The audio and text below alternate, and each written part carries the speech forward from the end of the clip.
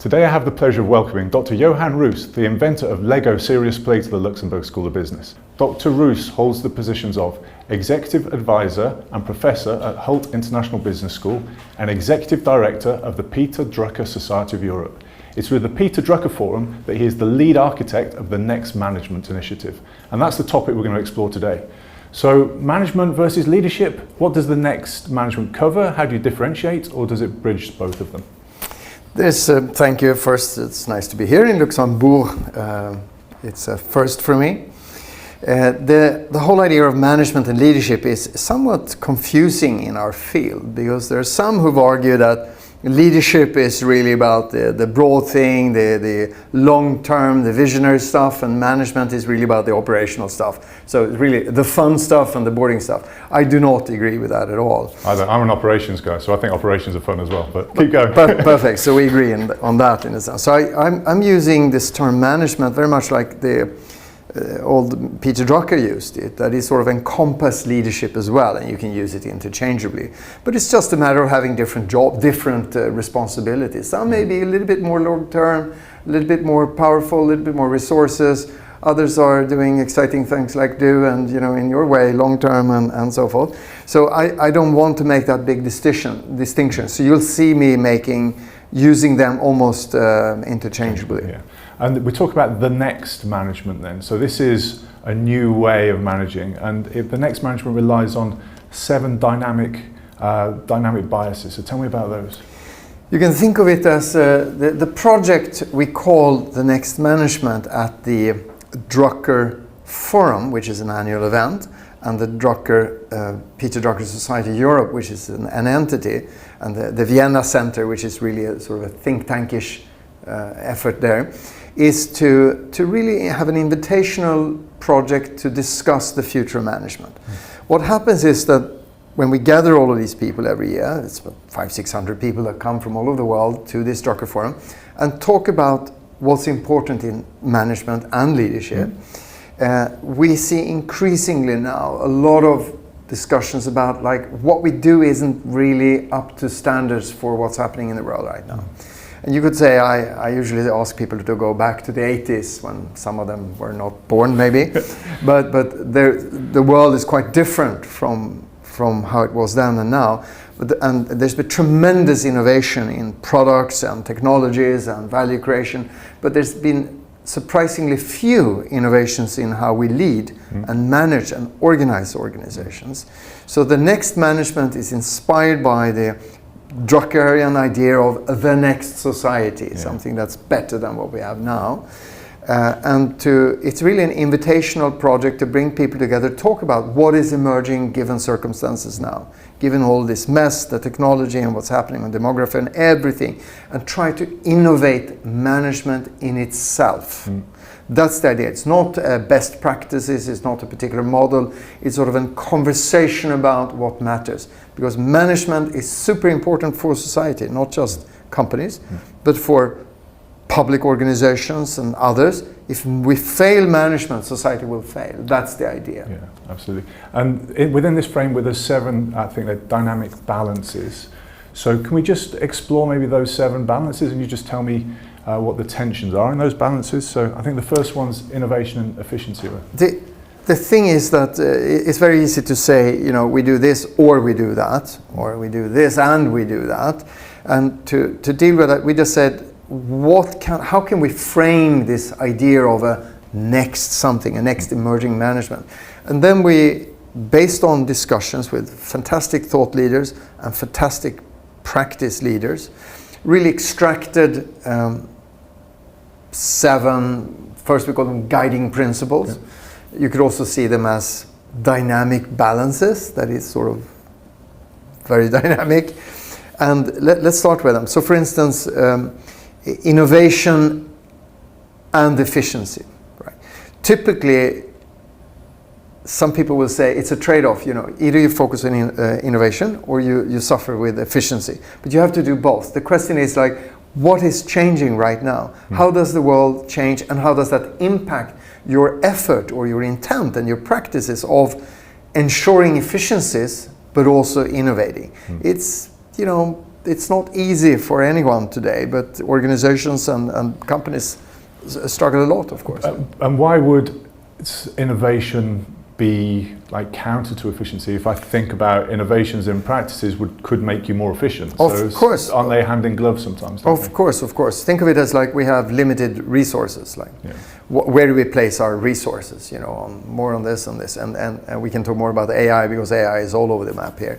There's a lot of effort now to get cost efficiencies out of using more technology. And the question then is, well, that's good, but we have limited time, we have limited resources, and we have limited attention span. Where do you place your bets? Where do you do this? And we know that the first wave of AI efficiency is all about making processes and systems more efficient, and actually jobs and tasks as well.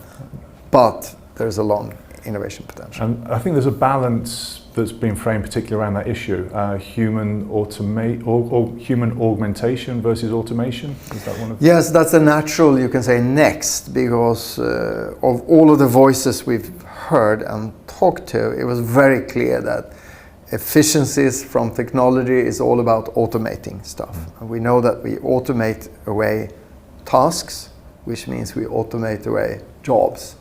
Right? And there was a lot of this in the beginning here in 2023, 2024, when the AI technology, the large language model came in, and we suddenly could like, wow, we don't need to do this, we can do this. And then the question to practitioners is really like, how do you strike that dynamic balance in a sense? There's going to be task losses, there's going to be job losses, there's also going to be some fantastic way to enhance what we do as humans, and we'll get back to that. In using the technology, but there's a risk and there's a potential in all of this. And this is not about telling people what to do. This is our listening device. So when we ask people about these balances, we hear a lot of stories, and we extract sort of data from that to see where is this going and what are some of the patterns that we see. And by the way, we use AI agents to also do interviews. Excellent. So the augmentation is about using the technology to support people as opposed to replace them. Of course, and it's about how do we make humans more stronger in what humans are good at, and how do we automate away what machines are very good at. And it's a tricky balance in practice. It's easy to talk about it, but in the details it's not that easy for anyone. And then one of the other balances talks about long-term versus short-term. I mean, tell me more about that. Well, it's perhaps the most classical of these balances, that how do you ensure that you survive in the short term and thrive in the long term? And there's, some people argue there's a trade-off here as well, but I'd say it's more of a dynamic balance. How do you kind of do both? And the question again to people is like, what has changed in the world right now? As things are changing, how does that impact your balance between the long term and short term? It's like, what do you invest in? What do you invest in here and now for immediate efficiencies and the gains from that? Or how do you invest in the future? You can think of this as you yourself, a group, a team, an organization. You can even think of it as nations or trade blocks and whatever. When you mention nations and trade blocks, the stereotype is that, say, some of the American cultures are more short-term focused and some of the European countries are long-term focused. Do you see that with the thought leaders and practitioners you work with? It's sort of an obvious reflection, but I think you can think of it in a different way. I don't want to go into this because I think the market has tremendous mechanisms for also seeing the long term, a little bit potential on things. But you can think of it that some nations or culture have election cycles to think of, other nations don't. Which provides different opportunities to be thinking and investing long term. If you think in terms of 4-year cycles, you'll act in a certain way, but if you think in terms of 10-year cycles or 50-year cycles, you'll act in a different way. So I think this is, again, a dynamic balance, not just for politicians, but also for leaders of organizations, team leaders, project leader, whatever, maybe. Academic op leaders as well. I think that almost leads on to one of the other balances, which is ecosystems and single institutions. Yeah. So you talk about government entities, ecosystem, I guess, if you're on a 4-year cycle, that's the government and all the industry that works together that needs to be in a similar sort of rhythm with the same certainty over time frames. Is that the way to think about that, or is it something different? The way, again, let me take you back to the old days, in a sense, when we all read about industry analysis, where boundaries between industries were clear cut. We could draw boxes and arrows, and we could sort of say, here's industry X, and here's the power of this, and do this. Those days are a little bit difficult now, because everything is so intertwined. So the idea of an ecosystem, which is of course a biological metaphor, nothing more and nothing less, it's a way of seeing things more as a intertwined, pretty complex system. It could be complicated as well, but it's complex, it's interwoven system. So very few organizations are themselves these days. They're intertwined in extremely complex supply chains. There are very different kinds of customer relationships. It's all, and people may work in one company and work in another and so forth. So that's the idea of the ecosystem. So how do you balance that as an organization? You yourself, me, myself, and I, versus us, we together do something. So that is the idea. You need to look after your own quarterly results, your own long term, but also the people that you're closely related to. There is an all, if I dare to extend it a little bit deeper, it's actually one of the fundamentals to thinking through in ancient leadership literature, such as 2,300 years ago. How do you become sort of a leader?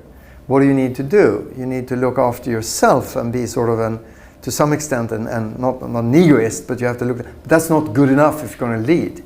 You have to look after the community that you're an integral part of. So that's one of the ideas on this, and same thing with the long term and so forth. It's good to think short term, but if a leader or a manager should think longer term than just tomorrow. So these are very old and ancient ideas about how we organize work and value creation in society. So the question for us now is just like, how is it changing? This is what we're listening into.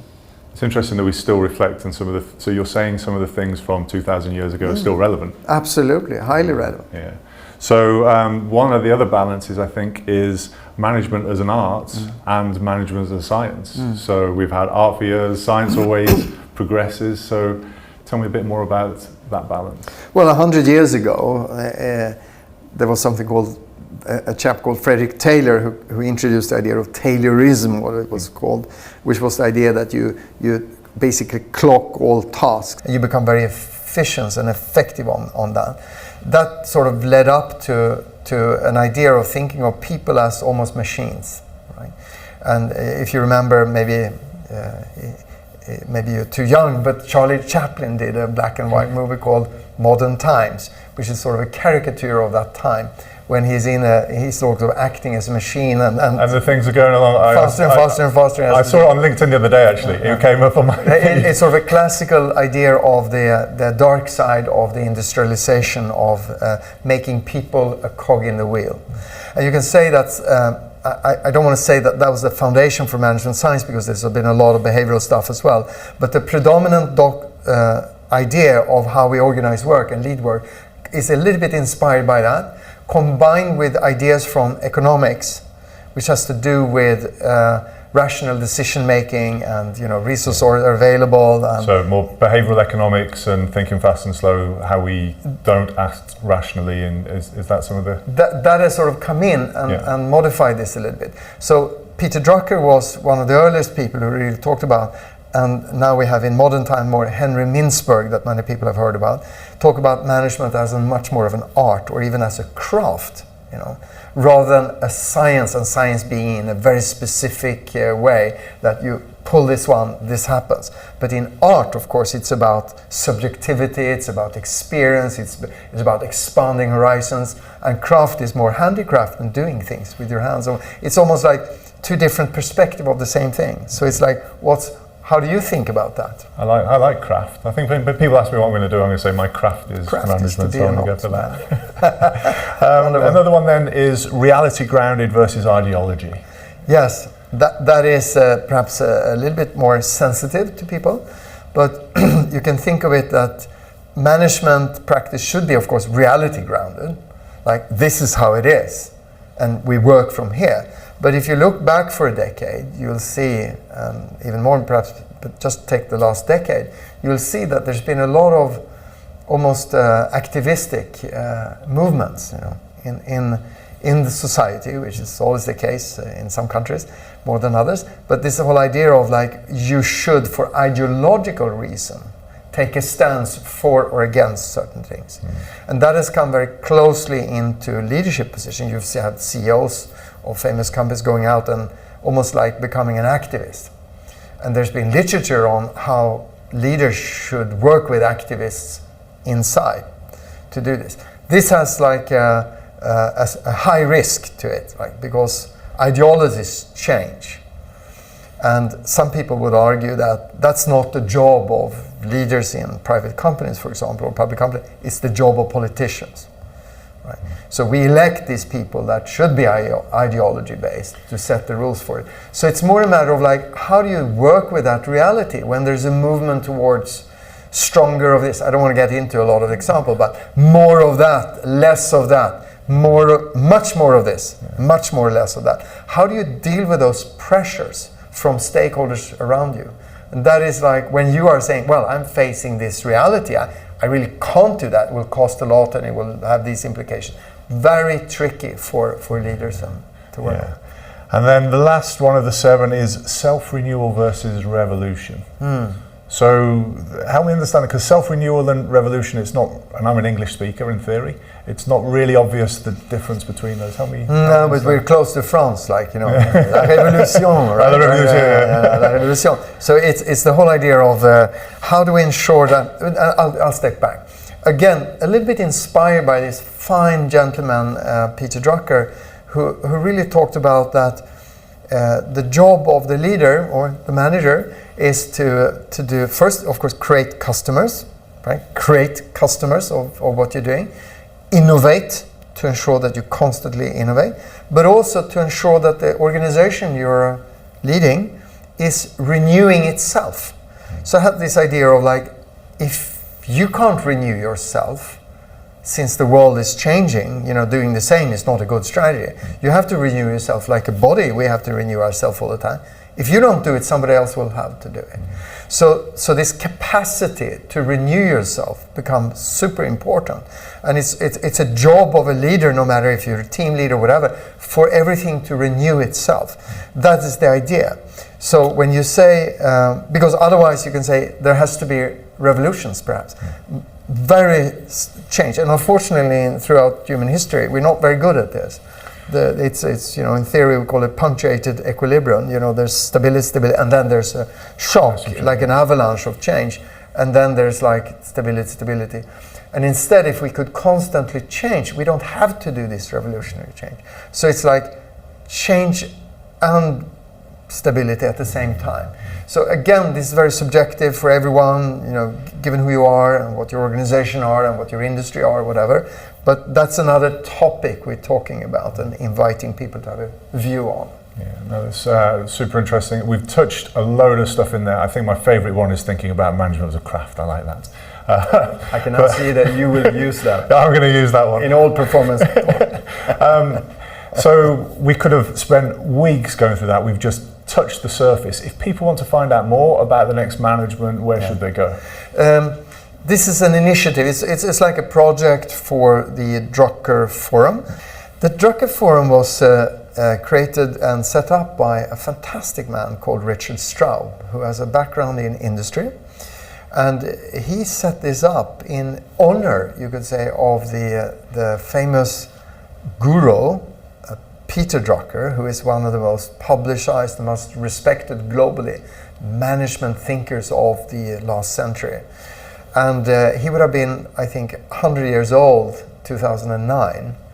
And so the first Drucker was set up, in a sense, in an honor to just talk about some of his ideas. He's published, I think, 30 articles in Harvard Business Review, many books and so forth. Fantastic career and very, very interesting stuff. Very pioneering think about knowledge management as with the human center, etc. So after that, people started to come to this, and he pulled together a lot of things. And it turns out now that for the 17th year, the Drucker Forum will get together in the beginning of November at this time at Hofburg, the Imperial Palace in Vienna. Gorgeous context. Some 500-600 people are coming to this and talk. Some of the best known thinkers in the world, writers of management in the world, lots of practitioners, some educators, consultants are convening to talk about the future of management and exchange ideas, learn and share. Nobody's pushing an agenda. Okay. This is a sharing and learning event. That's why I like it so much. I need to talk to Marin. I'll get my classes cancelled for next November so I can join. That's November 6 and 7, druckerforum.org. That's also where you'll find some of the blogs and some of the articles and some ideas about the next management. Brilliant. Thank you very much. Thank you very much, and I look forward to talking to you again soon. Thank you. Thank you.